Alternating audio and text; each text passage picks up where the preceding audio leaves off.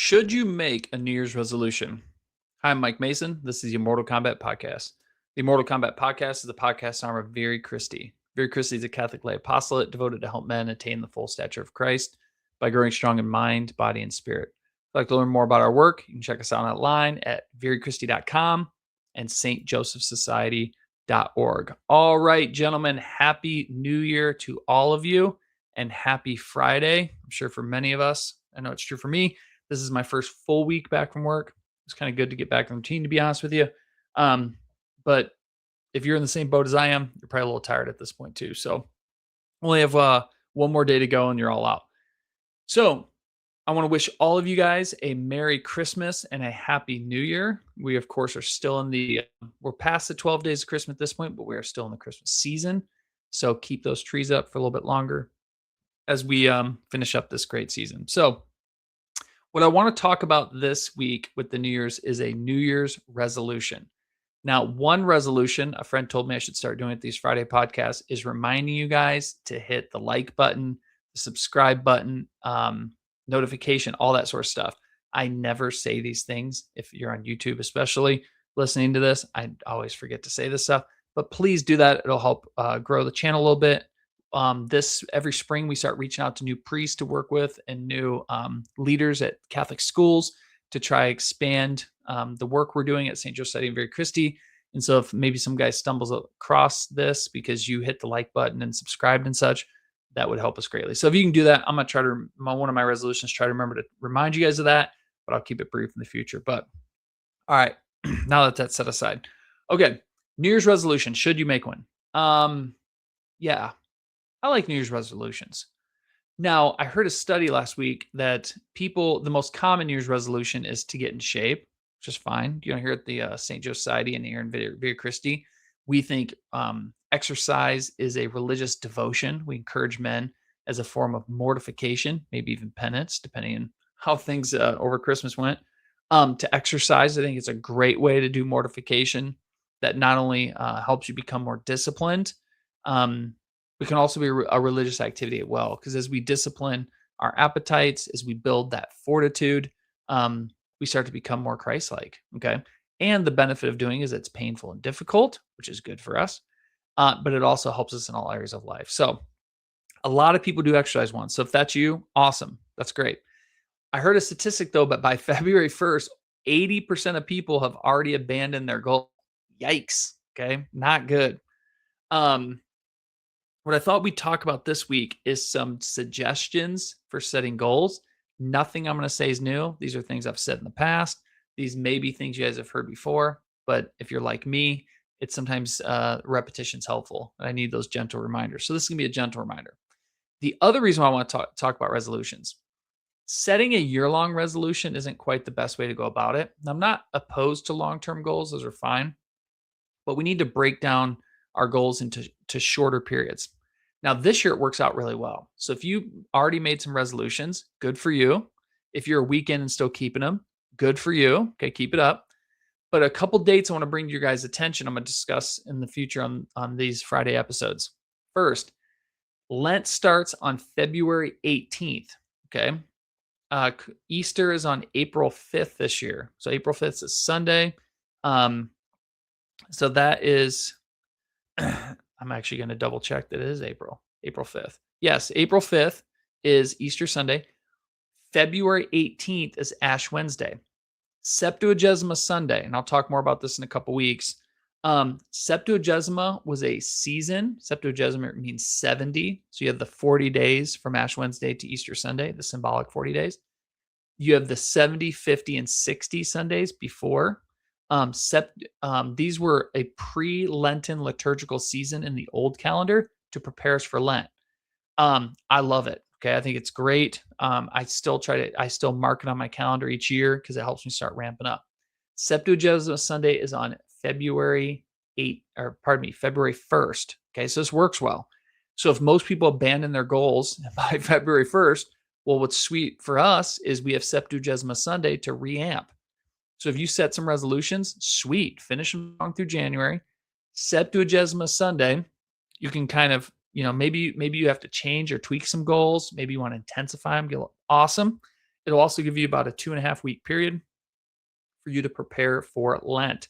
So these Friday episodes, I'm going to talk more about that to bring it to your attention because there have been years in past where Ash Wednesday sneaks up on me. I haven't given as much thought to Lent as I should have, but for the last few years, I have not done that because I've allowed Septuagesima Sunday to help me out. So February 1st, Septuagesima Sunday. Also, I've always liked recruiting guys to do certain challenges. So I like doing Lenten challenges in groups or with a partner or something. The accountability is good. Um, I think I'm going to come up with a plan. I just moved to a new town, as I think I've mentioned this on this Friday episodes. Moved to a new town last June. I've met some really good guys in the new place where I live. So I'm trying to organize a group of guys together because there's no better way to make friends than to do penance together, but have a penitential plan based around fasting, actually. So I've started thinking about that, putting it together. I've done these in the past with some local guys where I used to live, but I'm gonna put one together. If I decide to go through with that, that'll be one I want to talk about on these Friday episodes as well, and encourage any of you guys who want to participate. I can give you guys the plan, encourage you to get started. So give me another week or so to think about that, and we'll circle back around that. So we'll set that aside for now. All right, goal setting.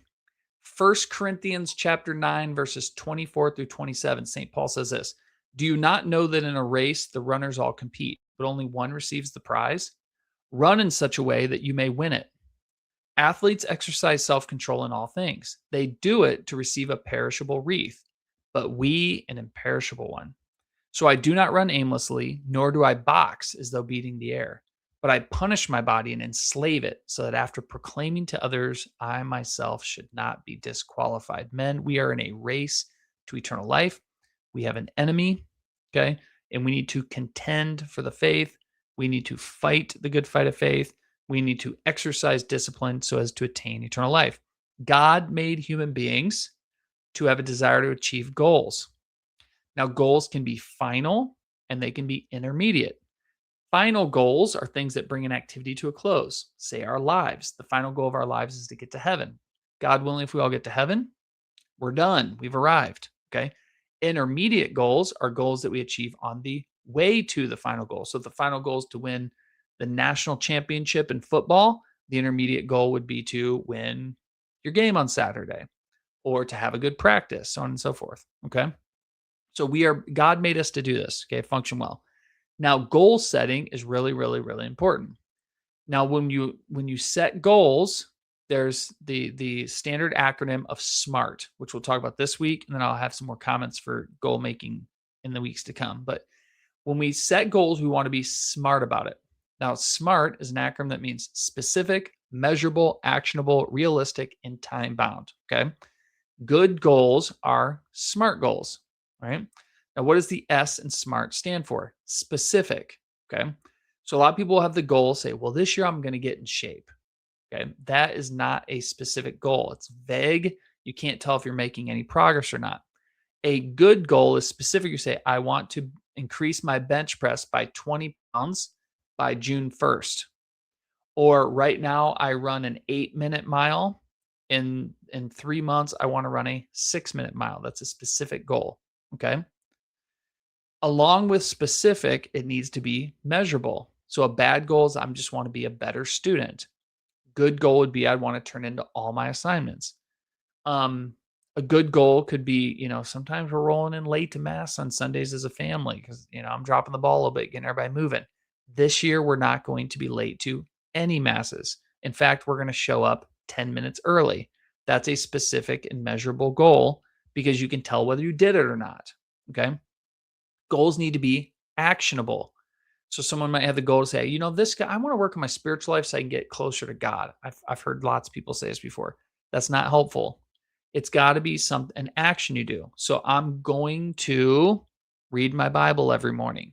I'm going to, the rule of life we all keep together. I'm going to say all of my daily prayers each day. I'm going to get to mass every Sunday, and even get to a mass or holy hour throughout the week at some point. Those are actionable goals. What are you doing? Okay. Fourth, they need to be realistic. Don't set goals that you can't do. Okay. A lot of people, they make these insane goals and it's not helpful. Okay. Goals need to be realistic. You need to be realistic about the amount of time you have, your own ability. So if you're not been lifting weights and you're getting back into it, don't think you're going to bench press 225 pounds once or 5 times or whatever. Okay. You're not going to do that. It takes time to work that in. Won't say you'll never do it, but you can't. So if someone said, let's say they're not very much of a prayer and like, well, I'm going to pray 2 hours a day. It's not a realistic goal. Okay. Especially if you're a husband or mother or you're a student who's real busy. That's not. What is realistic? Say my morning, evening, and afternoon prayers and read my Bible a little bit each day. That's realistic. Okay. So we want realistic goals. I would also encourage you when you make these realistic goals, you're going to have bad days. Okay. I have bad days where life just gets busy and things don't go real well. It's always good to have a bottom threshold to your goal. Okay. So whatever it is you're trying to work on to increase, let's say you're trying to work out more and you figure out your workout's going to be a 45-minute workout 4 times a week. Let's say even one of those weeks where this stuff's just coming up, man. And you're like, well, my bottom threshold is I will go to the weight room or I will hit the gym or I will go exercise 4 days a week, no matter what, even if it's 5 minutes. Okay. You want to have a bottom threshold because it'll help you build habits. Okay. So I always have, when I set goals, I set the ideal that are realistic. So even the ideal is realistic, but I also know like that ain't gonna work so well. Some days I just have to hit the bottom threshold. So for example, when it comes to my prayer life, I have certain things I try to get after. When it comes to our basic prayer rule, morning offering, midday offering, evening act of contrition, and rosary, those are kind of I don't abandon those. If I try to read the scriptures every single morning and do spiritual reading every morning, if I have a bad day, oversleep, and I don't get to that, okay, at least as long as I'm hitting that bottom threshold, just keep moving. Okay. So realistic can be realistic plan, but also maybe some bottom threshold things. I'd encourage you guys to do that as well. Cause it just keeps you moving. Okay. So sometimes we're defined more by what we do on our bad days than our good ones. Okay. Last one, T, time bound. Okay. I don't like goals that are indefinite. So when I come up with my monthly goals, they're always things that I work on for a month at a time, maybe a little longer. Sometimes I'll have 3-month goals, sometimes, but you don't want real long ones. Okay. You want short ones because sometimes you'll set goals that you think are realistic and you discover pretty quick that they're not. But changing your goals all the time is not very helpful. So if you say, I'm going to try to do this for a month and you get like 2 weeks in, you're like, I don't think I'm going to be able to keep up on this. Okay. Well, just keep moving, right? Because it might get better over the last 2 weeks of that month. But if you get to the end of the month and you're like, geez, I was trying to work out 5 days a week, I could only pull off 3. Okay. Well, month 2, a more realistic goal is I'm gonna work out 3 times a week. Okay. And do that. So I do like bracketing. So I don't New Year's resolutions. It's great to have a resolution. A year's a long time. Okay. It'd be much more helpful, especially this year. Like I said at the beginning, set a month long goal for January, work on achieving it. When February rolls around, we get a restart. And our restart this year, the way it works out with the liturgical calendar, is Septuagesima Sunday. Sweet. You can try a couple things for a couple weeks, then you have a restart. Ash Wednesday. Sweet. And then you have this Lenten season, which is always good. And then whatever disciplines you do, you can ease off during the Easter season. But I'm going to stop there. So we want to make smart goals. We are going to discuss more goal making. I'm going to talk a little bit more about some Lenten ideas for you guys, help you start thinking about it. The earlier you think about it, the better you can do. If you want to have a more rigorous Lent, whatever that means for you, okay, starting on Septuagesima Sunday can help you ease your way into it, okay? Sometimes it's good just to rip the Band-Aid off. Other times it's good to do a little preparation. So I'm encouraged preparation. All right. Guys, subscribe, hit like button, do all those things for me so we can get this word out there and help us expand our footprint a little bit. But I hope you guys had a blessed Christmas, a wonderful New Year. Have a great Friday, finish up that work week strong, and I'll see you guys next time. God bless.